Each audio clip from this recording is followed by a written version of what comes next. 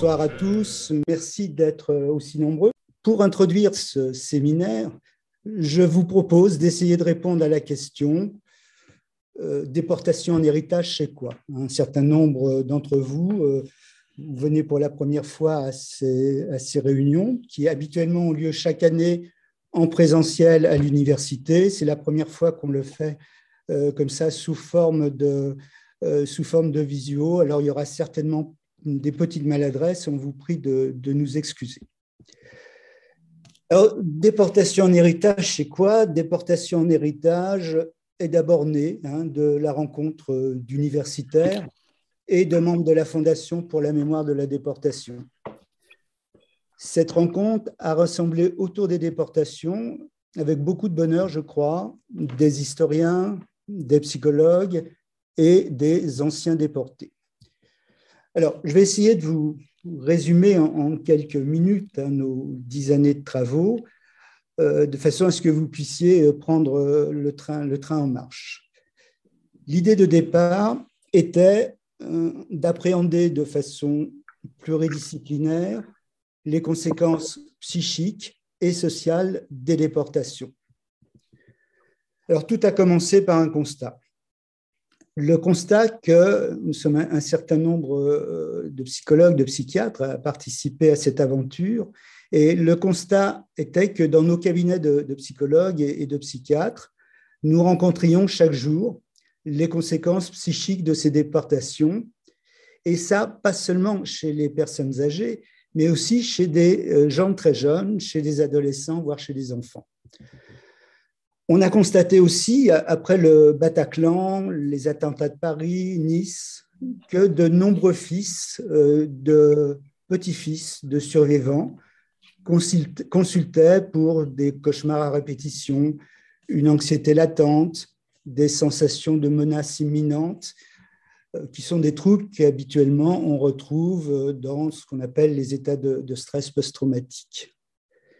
L'idée était que chez ces patients, les traces de déportation étaient encore là, très, très vives, mais archivées, cachées, tapies dans l'inconscient et on le voit, on le sait, terriblement destructrices. Même si certains des enfants qu'on voyait en consultation, quand on n'avait jamais entendu parler des déportations, et il y en a encore beaucoup. Et c'est donc à partir de tout ça, c'est dans ce cadre et avec cet arrière-plan que les premiers travaux de déportation en héritage se sont d'abord tournés vers la souffrance des victimes des camps, de leurs enfants, de leurs petits-enfants. Et c'est cette souffrance-là que nous avons étudiée avec, donc, entre historiens et psy, à partir d'un certain nombre de cas cliniques. Je vais juste vous donner un exemple. Je pense à une jeune patiente anorexique, suicidaire, qui de façon très répétitive voyait dans ses rêves des chiffres comme des numéros de téléphone qui défilaient comme ça dans le cadre de ses rêves, dans ces différents décors de ses rêves. Eh bien, il lui a fallu à cette jeune patiente plusieurs années d'analyse pour découvrir, après avoir vidé la maison de ses grands-parents, qu'il s'agissait là, vous l'aurez deviné, du numéro de déporté de son grand-père. C'est un simple exemple, mais on en a des dizaines et des dizaines des exemples comme ça. Je peux aussi vous faire part d'une anecdote, d'un rêve personnel. Je l'avais déjà évoqué lors d'un précédent colloque. Je suis issu d'une famille qui a été déportée.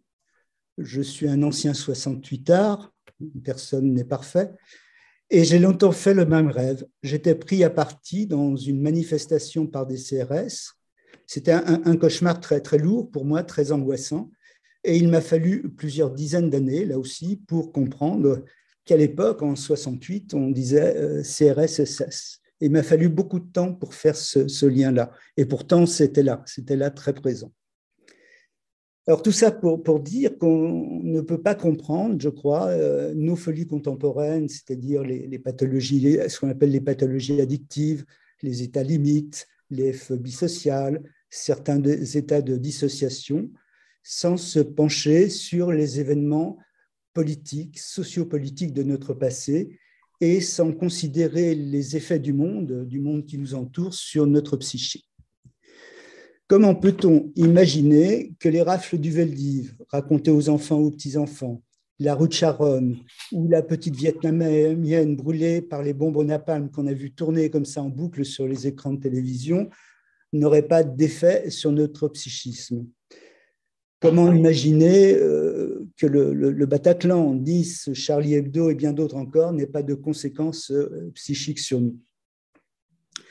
Alors, il faut être aussi sourd, je crois, qu'une certaine psychologie universitaire pour ne pas entendre la violence du monde qui nous entoure et pour continuer comme ça d'étudier tranquillement dans des laboratoires un certain nombre de pathologies sans tenir compte des contextes historiques et politiques.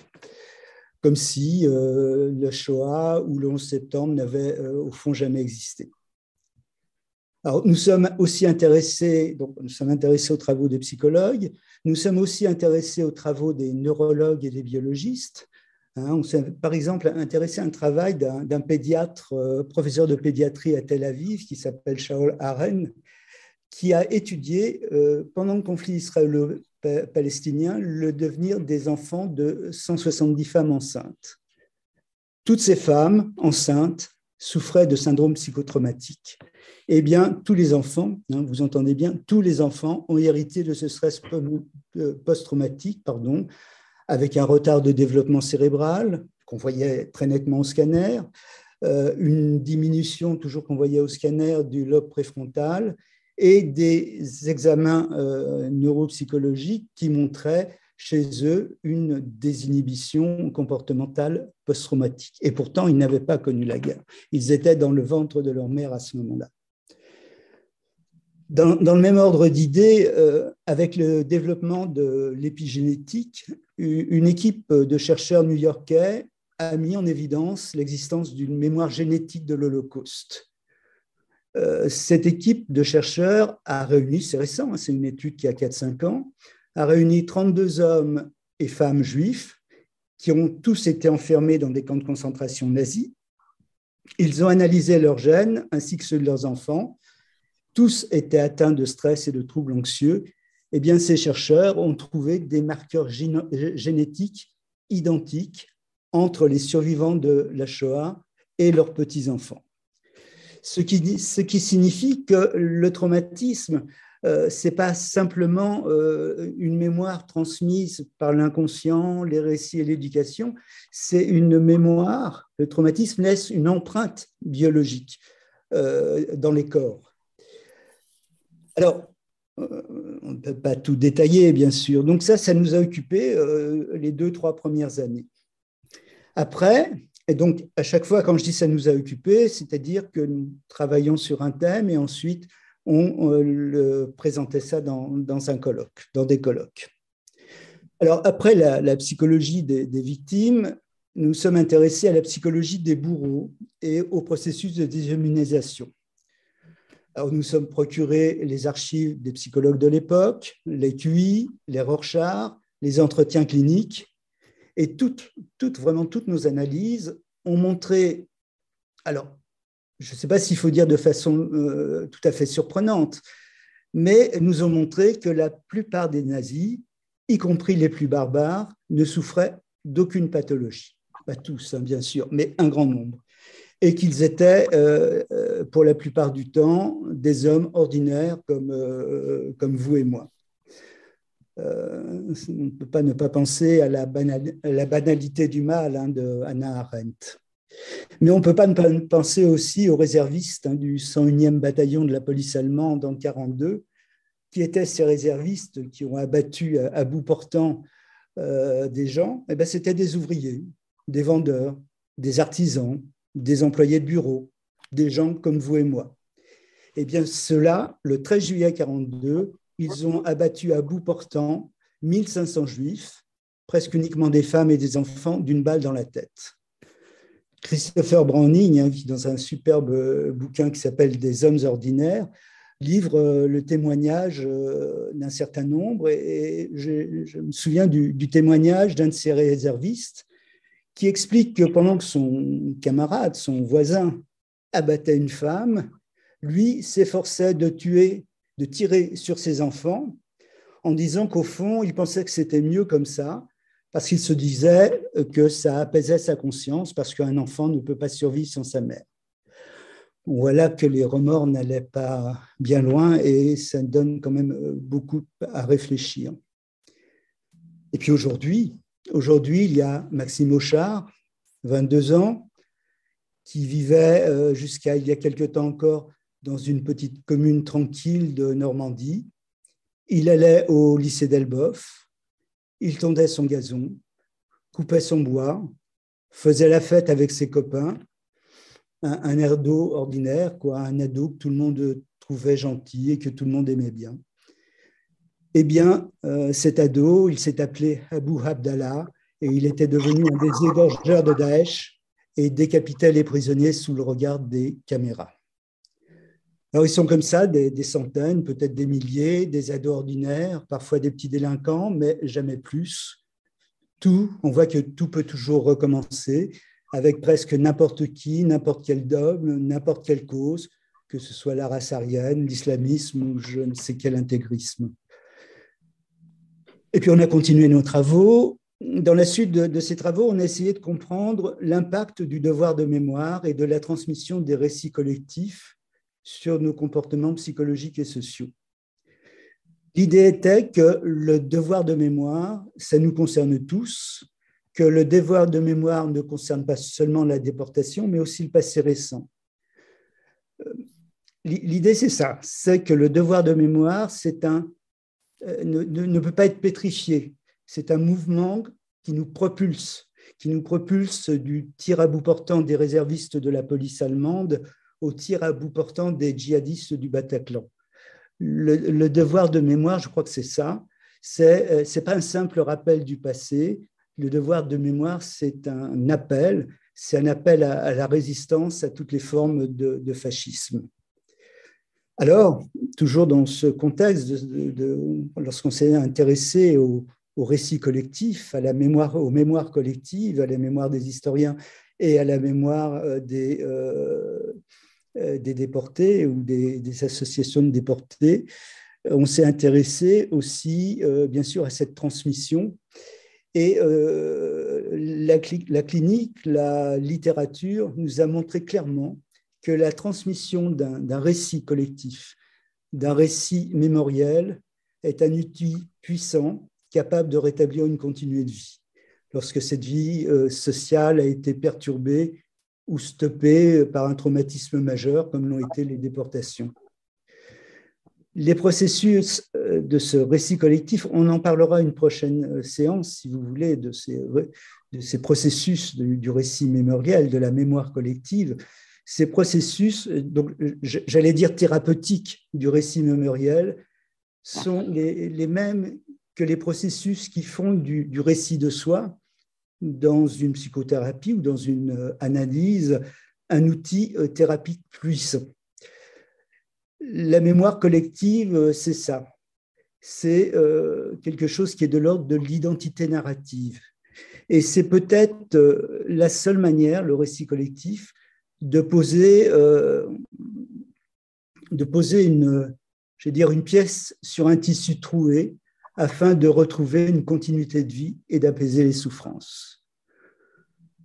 Au fond, le récit collectif, c'est ça, c'est comme une chimère. La chimère, vous savez, ça comporte des morceaux de vérité, un morceau de lion, un morceau de chèvre, un morceau de serpent. Et pourtant, ça existe. Eh bien, le récit mémoriel, c'est un peu ça. Ça inscrit, mais de façon thérapeutique, les victimes directes et indirectes dans un récit collectif. Et je crois, pour l'avoir constaté, que c'est un puissant remède aux grandes souffrances. Voilà, je crois que j'ai à peu près résumé, à gros traits, bien sûr, le parcours et l'aventure de déportation en héritage. Nous avons fait, alors vous l'avez vu, beaucoup de psychologie. Cette année, nous allons faire un peu moins de psychologie, nous allons faire plus d'histoire. Mais parce que la psychologie, ça ne se fait pas sur des nuages. La psychologie, ça se fonde sur des faits.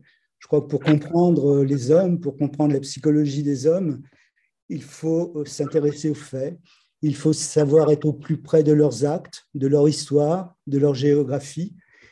Et c'est pour ça que nous vous proposons cette année de mettre le focus sur l'histoire des déportations des hommes du Nord-Pas-de-Calais. Voilà, je crois que j'ai assez parlé. Je laisse maintenant la parole à Odile Louage, qui va vous présenter l'ensemble du séminaire de cette année.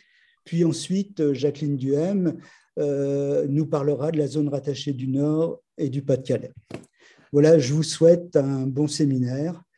Et Odile, tu as la parole. Voilà, je rappelle que je représente pour le Nord les Amis de la Fondation pour la mémoire de la déportation, qui est une association fondée en 1990 seulement, donc qui est notre DT, c'est-à-dire délégation territoriale du Nord, a été créée en l'an 2000. Donc, nous abordons ce problème de la déportation avec un certain recul par rapport à tous les aléas de la construction de la mémoire des déportés, que je voudrais rappeler un petit peu avant de présenter notre projet. La déportation a recouvert des situations multiples, extrêmement diverses, mais la mémoire collective a annulé les différences de traitement, de nature, a annulé les époques, les motivations des uns et des autres, pour se contenter souvent d'un récit unique, parfois même mythologique, où chaque déporté est supposé avoir connu le même sort. Or, il existe une multiplicité de mémoires, et notamment de mémoires individuelles. Et cette mémoire, désormais, maintenant que nous sommes bien longtemps après cette Seconde Guerre mondiale, cette mémoire a été revisitée par les historiens, qui ont toujours cette principale préoccupation, remettre les faits dans le contexte de l'époque et éventuellement critiquer les récits. Bon, alors qui sont donc les déportés, des héros ou des victimes, et qu'est-ce qui va primer au départ? Au départ, ce qui va primer, c'est la mémoire individuelle. Et cette mémoire individuelle, eh bien, elle correspond à des situations très, très différentes suivant les individus. Quelles sont les raisons de leur déportation? À quel moment ont-ils été déportés? Combien de temps a duré leur séjour dans les camps? Quel était leur âge? Et à l'intérieur du camp, dans quel type de camp était-il? Je prends l'exemple de Bergen-Belsen, dont nous parlera Lily Léniel dans notre prochaine rencontre. Bergen-Belsen, c'était au départ un camp pour les déportés d'échange. Il n'y avait pas de four crématoire, il n'y avait pas très peu d'installations, mais ça va devenir un véritable enfer à la fin de la guerre à cause de l'arrivée des convois issus des autres camps dans le cadre de ce qu'on a appelé les marches de la mort. D'où la multitude de gens qui n'ont même pas de quoi s'installer, un véritable enfer. Et puis aussi les statuts dans les camps. Parce que dans les camps, un certain nombre de déportés se voient confier des responsabilités, ce qui leur donne un certain pouvoir. Et autrefois, c'était les triangles verts, c'est-à-dire les déportés de droit commun, des délinquants, quelquefois même les assassins. Et par la suite, ça va devenir les triangles rouges, et essentiellement d'ailleurs les plus anciens résidents dans les camps, c'était essentiellement des communistes. Donc on a cette poste de responsabilité qui donne un pouvoir. Et là aussi, Lily pourra nous parler de ces déportés qu'elle a pu rencontrer, notamment Martha Desrumaux. Et c'est la différence, par exemple à Ravensbrück, entre Marcel Paul et puis Élie de Saint-Marc, qui est là, qui n'a pas 18 ans et qui ne représente pas grand-chose. Et j'ai eu l'occasion d'interviewer un certain nombre de déportés, et notamment un déporté du Nord qui s'appelle Émile d'Orgeville, et qui m'a dit « J'ai survécu dans le camp parce que j'étais jeune, je parlais allemand et j'ai eu de la chance parce qu'il avait été affecté à un travail dans un atelier de menuiserie où il était à l'abri des intempéries, des travaux trop pénibles et trop lourds. Donc voilà. Alors également pour les déportés, ça a été très difficile de raconter leur expérience. Certains n'ont jamais voulu dire ce qu'ils avaient vécu, ils n'ont rien dit. Un certain nombre ont écrit, mais ces témoignages sont naturellement fondamentaux, importants, et j'ai constaté que la présence d'un déporté dans une classe et le contact qu'il peut y avoir dans le cadre de cette relation qui est établie à ce moment-là est très importante pour les élèves. Bon, naturellement, c'est l'émotion qui prime, c'est ce caractère exceptionnel de la rencontre qui les flatte d'une certaine façon, mais c'est aussi la prise de conscience d'une réalité qu'ils ont ignorée ou quelquefois qu'ils ont eux-mêmes vécu dans le cadre, par exemple, de comportements racistes qui peuvent exister dans nos établissements. Alors le problème, c'est que les témoins disparaissent et qu'on a de plus en plus de mal à mettre en face une classe d'élèves et puis des déportés. Alors cette mémoire devient désormais collective et cette mémoire collective s'est construite progressivement. Ça a d'abord été les amicales de Caen, ces amicales qui ont permis pour les déportés revenus dans la vie ordinaire de maintenir les liens, partager leurs souvenirs, définir les valeurs qui les avaient motivés et aussi éventuellement entretenir les lieux de déportation. Et un certain nombre de ces amicales continuent à exister puisqu'elles ont fait rentrer maintenant les familles. Bon, c'est le cas, par exemple, de l'amicale de Mauthausen ou bien l'amicale de Ravensbrück a joué un rôle important pour nos déportés du Nord, Martha Desrumeaux ou Lily Léniel, bien sûr, qui en a fait partie. Les associations de déportés, ensuite, se sont créées à l'imitation des associations d'anciens combattants. Et c'est ainsi que la FNDIRP, Fondation nationale internée résistants patriotes, créée dès octobre 1945. Et l'objectif, c'est faire valoir les droits des déportés. Ils sont peu nombreux par rapport aux prisonniers de guerre, mais ils estiment qu'ils ont un certain nombre de droits à faire valoir et défendre ces droits et mettre en place des réparations.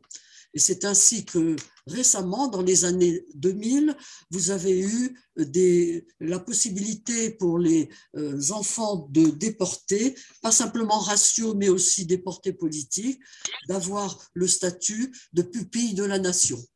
Donc, la recherche de ces droits.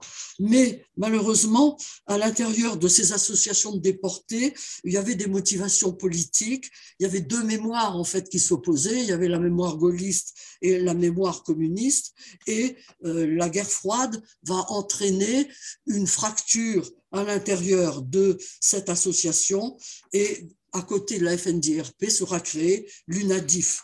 Bon, qui était davantage gaulliste et favorable au plan Marshall, notamment c'est la guerre froide, donc et à l'OTAN. Bon, rappelez-vous l'ouvrage d'Olivier Vievorka, La mémoire des unis. Et nous sommes maintenant, nous abordons une époque plus récente dans laquelle va s'affirmer la mémoire juive.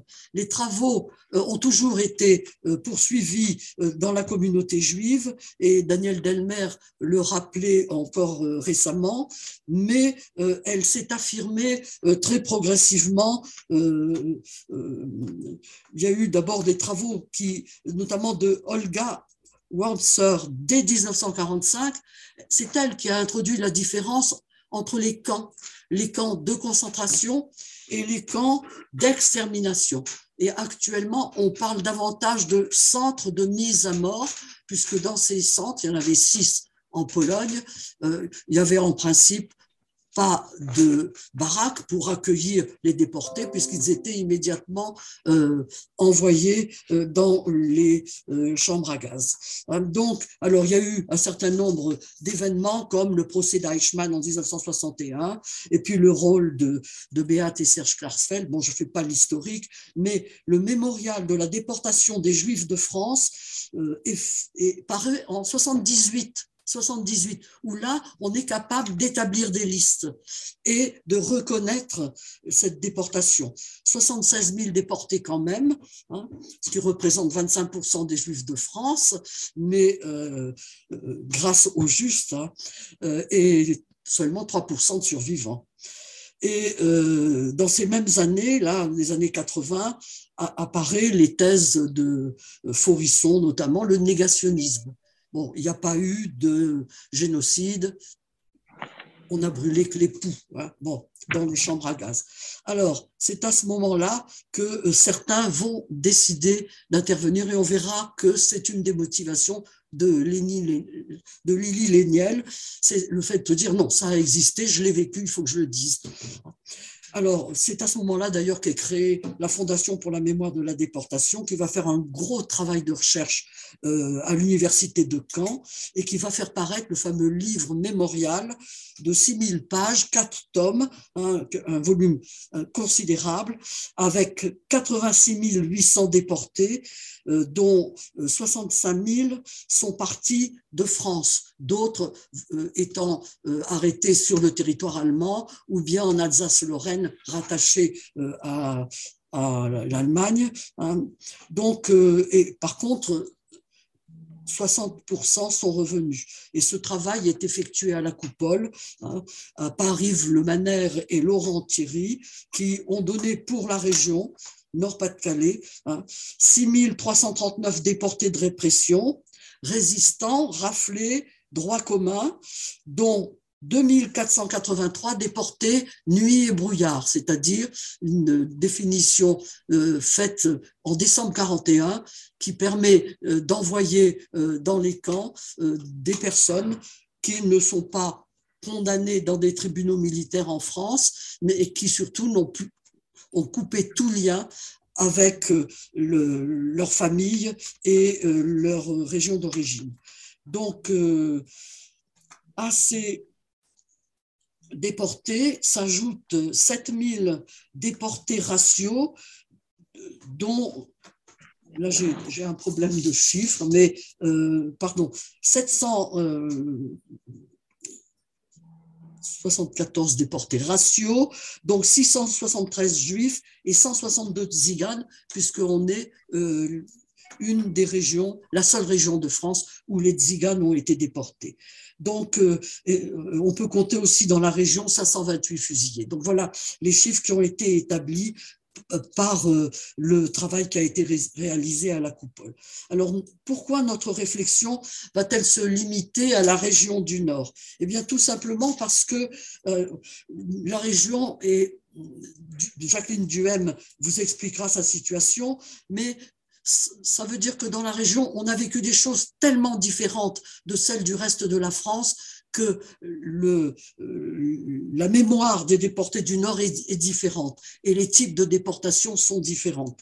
Il faut, je le pense, et je dois dire que j'avais dit à l'inspecteur général de Coq dans une réunion qui avait eu lieu à la Coupole, la résistance dans la région s'est faite d'une façon très différente de la résistance, par exemple, dans le sud de la France, tout simplement parce qu'on avait entre le tiers et la moitié des troupes d'occupation. Il est bien évident que ça changeait la donne. Donc, il faut se dégager d'une vision centralisée qui fait lire les événements à partir de Paris ou de Lyon. Rappelez-vous, Lyon, capitale de la résistance.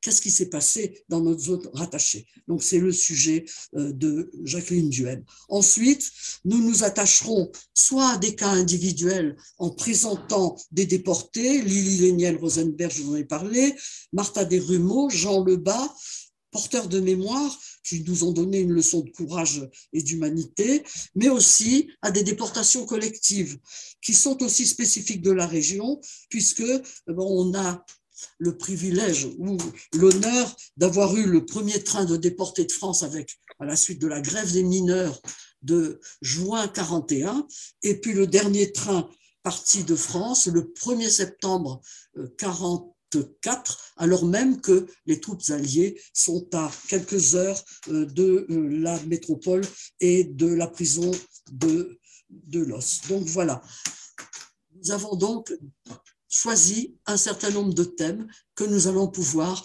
évoquer tous les 15 jours, puisque c'est le rythme de nos rencontres.